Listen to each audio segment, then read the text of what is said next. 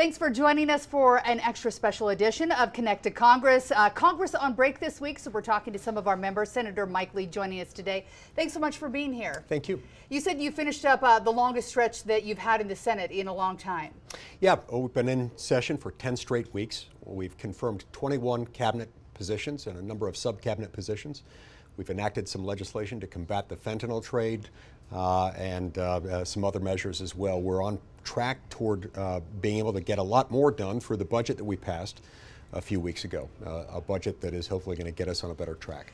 Speaking of that budget, it was a stopgap measure. It gets us 6 months down the road. There was a lot of people pleased that the government didn't shut down, that it made through, but it was essentially Biden's budget. Were there any wins in it, or was it just let's try to survive and then figure out what to do next? Look, there were a couple of modifications. For the most part, you're right. It's a stopgap that more or less contains Biden spending levels and Biden spending priorities. A few adjustments in there, a little bit. That is what we call the continuing resolution. Trump White House asked us to get that done. It doesn't increase spending at all, and in that respect, there is savings relative to the way the pattern has been working. The White House has assured us that we'll be able to do more through rescissions and through what will happen in the next spending process. In the meantime, we've also got the separate budget package. The budget is itself a document that springs forward, springing forward a few weeks will bring us more legislation through what we call budget reconciliation. I think people at home have a lot of questions about that because it feels like at this point it's normal to have a fiscal cliff. Are we going to have a shutdown? It's just sort of the theatrics that come out of Washington. Is there any movement to see that there's going to be meaningful changes where there are going to be cuts in the budget and looking at things line item by line item? Or do you think it's going to be business as usual because that's how Congress works? Look, it can't be business as usual. We can't afford it. We've been taking on new debt at a rate of $2 trillion a year. It's stacked up to now we're $36.5 trillion. We're now spending more on interest on debt than we are on defense, and that's not sustainable. So we've heard from the Appropriations Committee that they'll be passing out 12 different bills. 12 different bills funding different aspects of the government, and we'll be picking those up either one or two at a time or some combination thereof and hope to bring about some cuts. Other cuts that people are watching for, the Tax Cuts and Jobs Act, it's looking to expire at the end of this year. What will change for Americans if that isn't renewed? Well, tax rates would go back to where they had been before. Top marginal tax rates would increase for many. There would be changes in the way businesses are taxed, a lot of changes that would be hard for American families and American businesses. Nobody, certainly in Republican circles, and I even think many in Democratic circles, don't want that to happen. So we're not going to let it happen. That's part of what the budget document I was referring to a moment ago refers to. That kicks off a process that culminates in what we call budget reconciliation, where, among other things, we will be extending the Tax Cuts and Jobs Act provisions that are set to expire and resuscitating some of those that have already expired, in addition to bringing about some new tax changes, including no tax on tips. Do you need Democrats to make this happen? Democrat votes would not be necessary in budget reconciliation. We'd love to get some Democrat votes. We don't see a good reason for Democrats to vote against extending these tax provisions. Nonetheless, we don't have to have any because this operates in this area called budget reconciliation, where a simple majority will suffice. You've been sitting on the Energy and Natural Resources Committee, and there's talk right now about mining rights and some changes that would make it so we could compete better with China. What's happening there? Yeah, as the new chairman of the Senate Energy and Natural Resources Committee, I've pushed forward legislation to make sure that we treat our critical minerals in a way that makes the marketplace something that can succeed in this area. Right now, we've got a couple of weird regulatory hurdles that are inconsistent. You've got the critical mineral list from the Department of the Interior, which is separate from, but closely related to, the critical materials list from the Department of Energy. We're going to merge those and with it eliminate some of the unnecessary regulatory loopholes that sometimes get in the way. Speaking of getting rid of things, the Department of Education, the President Trump yesterday signed an executive order working to dismantle it. He can't fully get rid of it without the help of Congress. Is that something that you're looking to do, or is there a reason to keep it there and then maybe push out other portions to other departments? I think his desire is to get rid of it altogether, and you're right, to get rid of it altogether will require legislation. I think that's something that we're going to be pursuing. But in the meantime, he does have the power to reassign certain functions, and he's going about that, and I applaud him for doing so. Do you think states can use that money better on their own, or do you see reason to have the Federal Department of Education? There's not a good reason to have a Federal Department of Education. Look, education, particularly K through 12, primary, secondary education, is something that is by its nature a state and local enterprise, not a federal one. Bad things happen when you get federal bureaucrats in Washington trying to influence curriculum decisions, hiring decisions, all sorts of things that impact K through 12 public education. They shouldn't be made from Washington, D.C. Parents who have kids in special needs programs or Title I schools fear that that money might be lost, and those might become issues if they get rid of the full department. Is that something that you're concerned about, or will Utah still get that money from the federal government to run those programs? My understanding is that those programs are going to be rerouted through the states so that the states will get them. I would add here, though, that even if that were not the case, even if that weren't going to happen, states are more than capable of dealing with these things on their own. And one of the things that we do is we confuse the lines of accountability. When you merge the streams of the U.S. government and the state governments and local school districts, it becomes very difficult to hold the right people accountable. So it's not the end of the world if some functions that are currently being performed or supplemented by the U.S. government are handed over to the states altogether. There's a lot happening nationally right now through executive orders, a lot of pushback coming from judges. I want to get to that in just a minute. But because there is so much happening so fast in Washington, it seems like there's a lot of questions on the home front. We're also seeing some town halls happening. I don't know if you watched last night, but we had a couple of our representatives that kind of ended in a little bit of a hot mess. Do you have any town halls planned while you're at home? This is reminiscent of what they did in 2017. They bring in agitators to disrupt town halls, and so I think a lot of Republicans are concluding this isn't necessarily the best season for those. I think in some cases there's people showing up that have tough questions and would like to have answers, and they're frustrated because there are people yelling and not letting that conversation happen. Do you feel like it's the responsibility of congressional members to hold these anyways and try to answer the questions of people who are there that have real questions? I think it's up to each member of Congress to decide what parts of their state or of the district in which to have them, how to set them up, whether to do them in person or telephonically. It's up to each member. Do you have any on the calendar right now? I do not. I'm doing meetings with people in the state and in Washington, and I'll continue doing that. Okay, so holding out, but likely when things cool down you will, or? We'll see. Okay. Want to talk about some of the things that are coming out right now from Washington. DOGE cuts are of concern in Ogden, where there's IRS offices. We're also seeing in our national parks that cuts may be an issue as we head into the high travel season. Are you worried that the DOGE cuts are coming so fast that they can't methodically go through and make sure that they're making good decisions about where those cuts are happening? No, because they are going about this methodically. And remember, it's not DOGE, Heidi, it's actually making the cuts. DOGE is sort of an internal review structure that goes in and they report their findings to the department heads and the agency heads, who then make the decision about where to go. Everything about it is methodical. Now, some people might disagree with some of their decisions, might not like them, but there is no universe in which you can fairly say that there's no method to what they're doing here, and nor is there any valid argument that says there isn't an acute need for these kinds of things to be done. Most departments are run by people that you don't know their name or don't know their face. Elon Musk is the face of this. We're seeing here in Utah and other states that people are going and vandalizing Tesla cars or lighting some of the cars on fire. What do you think when you see this happening? Because it's obviously a pushback for what's happening in Washington. Yeah, I think it's utter lawlessness. This is violence. This is criminal activity. Criminal activity of the sort that very often does result in risk to life and limb. So I'm calling on all people who hold office, all people who have a mouthpiece of any sort, to condemn this. This is not appropriate.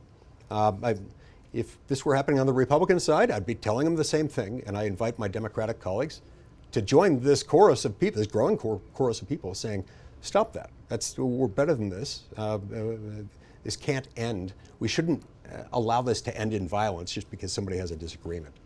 When President Trump took office, I think there were some current concerns that people living in the state of Utah or other states would get a knock on their door if they were not here in the country illegally and be arrested. We're seeing right now ICE is making arrests, but they're arresting gang members. We're seeing people convicted of crimes.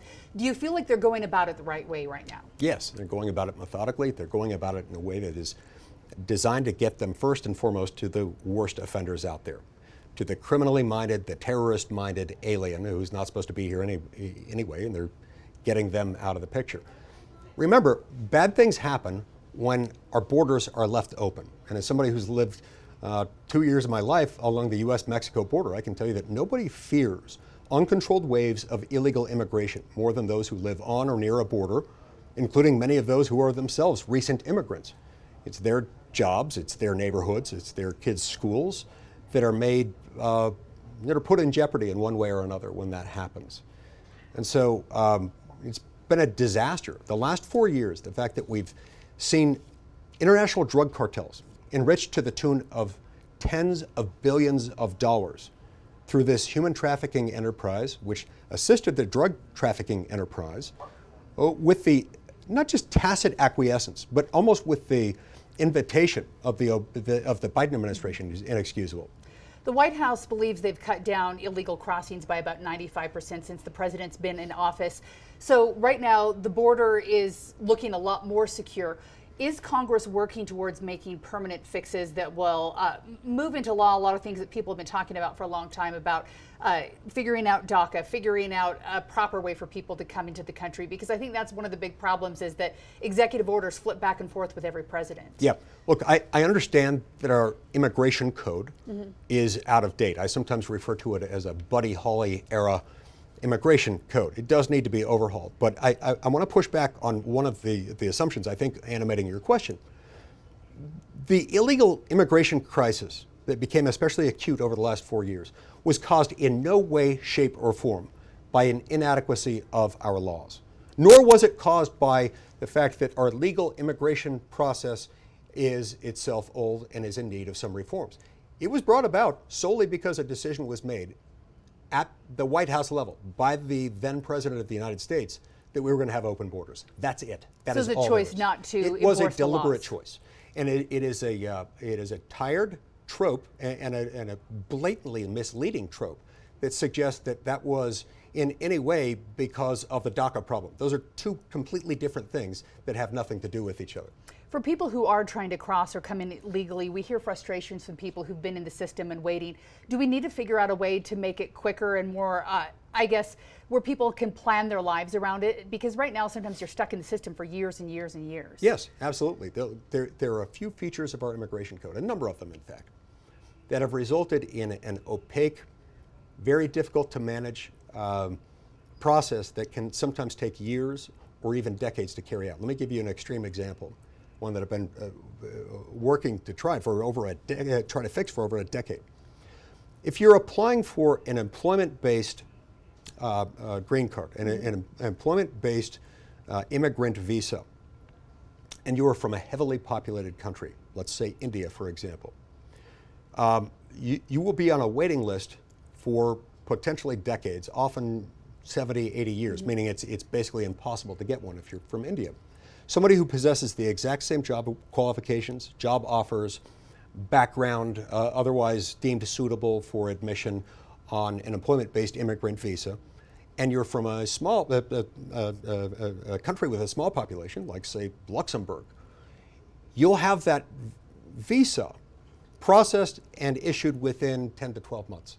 You're from India, 80, 90 years. That's not okay. We need to fix that. There are some inequities in there that make it both opaque, needlessly time-consuming, and unfair that we need to fix. Last weekend, as promised, President Trump had several flights leaving the country with alleged Trinidad gang members. At that time, a judge said that he needed to have those flights turned around, that it was illegal, and wanted to stop that process. Your thoughts on that ruling? Yeah, first of all, it's interesting and I think relevant here that the order was issued, as I understand it, after that plane had already left. It was already going. Yeah. It was on its way. It's also really odd to me that this judge saw the need to do that. Of all things in our government, of all things that could appear in front of him or any federal district judge, the fact that he was willing to go this far out of his way to make sure that we couldn't deport criminal terrorist aliens with an affiliation with a violent terror group, Tren de Aragua, is stunning to me. And to me, it's a reminder of the fact that we need to review the procedures by which we allow this to happen. It's one of the reasons why next week I'll be introducing legislation that will require that injunctive relief orders like that one be issued not through one single federal district judge, but through a 3-judge district court panel. It would make it more difficult to game the system, more difficult to judge shop, and it would also create an automatic direct appeal to the Supreme Court of the United States to make sure this gets done faster. Have you talked to other senators? Is this something that has support right now? Yes, talked to senators, talked to representatives about this. It's got growing support. I would think it would be something that would interest both sides, because no matter who's president, there's going to be a different president from the opposite side at some point where the same thing could happen, and they might want that same assurance that they could have that 3-district panel. That's exactly right, and I wrote it with bipartisan support in mind. That's the hope, the aspiration. At the end of the day, this isn't distinctively Republican or Democratic, Heidi. This is just a good idea for good governance. We already use 3-judge district court panels in a couple of other circumstances, and I've litigated some of those here in Utah, in fact. Cases dealing with the allocation of seats in the U.S. House of Representatives and their legislative district boundaries, those automatically go to a 3-judge district court with an automatic direct appeal to the Supreme Court. So there's already a process in place? Already a process in place. This is just something we should extend to this policy universe as well. Acts of Congress take a while. In the meantime, do you feel that lawfare is going on, or is this just the balance of powers that we have in the Constitution? Look, you can't look at both the sheer number of temporary restraining orders and other forms of injunctive relief that have been issued against President Trump in this administration and in his previous time as president, as compared to similar injunctive relief orders that were issued against his predecessors, including President Biden and President Obama. You can't look at that and not walk away without a distinct impression that there's some lawfare going on. Nor can you look at some of the backgrounds and the ideological leanings of these judges and reach the conclusion that it's not in some way being influenced by this. All the more reason why we shouldn't allow one single district judge to tie things up for months at a time, acting alone. Is there anything else you're specifically working on right now you'd want people to know about? Yeah, one of many efforts that we've got to tackle this year in Washington deals with the federal regulatory system. Most Americans don't realize this, but so many of the federal laws under which we operate, laws that are made applicable to the American people, failure to comply with which can shut down your business, result in millions of dollars of fines, or even prison time, are made not by elected lawmakers, but by unelected bureaucrats. It's very important that we pass some reform legislation, including and especially a bill called the REINS Act. The REINS Act would require us to do what I believe the Constitution already requires. It's just that the courts haven't been inclined to enforce this part of the Constitution yet, which would require that both houses of Congress pass them into law before they be treated as law. We call them rules and regulations. We already acknowledge that they're not quite the same as a statute. But Congress delegates a broad swath of lawmaking power to an executive branch agency, and those unelected bureaucrats then make the law, and those laws are enforced. Last year, 100,000 pages of those, just in 2024 alone, were put on the books. It's been estimated that those regulations, 100,000 pages put onto the books last year alone, added about $1 trillion to $1.5 trillion dollars in regulatory compliance costs to the country. That ends up being paid by every American. It disproportionately impacts America's poor and middle class because it makes the price of everything go up. It adds to inflation, just as overspending does. Speaking of inflation, that seems to be one of the #1 concerns of Americans when you talk about Utahns right now. Egg prices are starting to go back down. We saw millions of chickens culled, but grocery prices, everything else, while they might be starting to go down, nobody's feeling very good about where they're headed right now. What would you tell people at home who were hoping that a new president would just change everything for them? Well, first of all, these things can't change overnight. Rome wasn't built in a day. Egg prices have gone down dramatically for reasons I still don't entirely understand. President Biden was hell-bent on killing like 150 million chickens, and that dramatically reduced the supply of eggs. We're getting beyond that now. Egg prices are coming down, but the price of everything else You don't go from having a $2 trillion annual deficit and a $36.5 trillion debt and a massive regulatory compliance scheme that you've got to deal with. You can't shut that off overnight. It's going to take some time. But if any of your viewers, like me and like most Americans, are worried about this, I would say encourage your lawmakers at the federal level. Spend less, regulate less from the federal level. That is the only way to bring down prices. That will work, and it's going to require some real effort, not only by the White House, but also by Congress. There will have to be cuts that people don't like. Well, yeah, there will have to be a reprioritization of where we spend money. It is the people's money. It is not ours to spend. And we have to stop pretending as if we had an unlimited well from which to draw. When you do that, when you eliminate any perception of scarcity, then it all just becomes a question of what good could be done with this. You can always invent more things that might benefit some deserving recipients if you have an unlimited well of money from which to draw. When you do it that way, it's a backdoor invisible tax on the poor because it hurts the poor and the working middle class more than anybody else. Tariffs. One of the last questions. I know you're running short on time. There are a lot of people at home watching this and saying this is going to make the price of everyday goods that I buy, or people here in Utah who run companies that need steel or whatever it is they're buying, where they're seeing those tariffs that are going to raise prices. Do you see a long game where this works in the interest of Americans and people just have to sweat it out for a while? Or is this going to make prices go up and it's an accepted fact that we're going to have to deal with? Yeah. Look, I'm not a big fan of tariffs. I think there are limited number of circumstances where they can be useful, as against, for example, a hostile adversary like China. But with a few exceptions, I don't like tariffs. So I hope that what's going to happen with President Trump's threats on tariffs and his promise for reciprocal trade barrier treatment is that it could end up producing kind of a bilateral détente of trade barriers including tariffs and other restrictions on imports and exports. That's a very good outcome, and I think President Trump is leveraging the U.S. economic strength and the desire within other countries to do trade with the United States in such a way that could well result in a lowering of the tariffs and other trade barriers that we face. And I've told him this in the last few days. So you if still he have his continues ear. with this, oh, of course. Told him this within the last few days. He could end up being, somewhat ironically in the eyes of many, one of the more pro-free trade presidents we've had. If in fact this results in other countries saying, yeah, we don't want those trade barriers from the United States, let's lower ours. I think that's where this is going, most likely. And you believe he's receptive to that? Yes, I do. And I also think over time we need to look for ways to make it more difficult for us to increase trade barriers because they end up just costing the American people more money. Very good. Last fun question. People wonder how you have time in your day to post as much as you do on X because you're on there talking about every issue. How do you squeeze this into your busy life? Squeeze it in between meetings, and my wife helps me. She's one of the few people on planet Earth who I can trust. Ooh, she helps tweet for you? Absolutely. Interesting. All right. New fun facts we're learning here today. All right. Thank you, Senator, so much for coming in, and we'll continue this conversation. Thank you. All right. Thank you.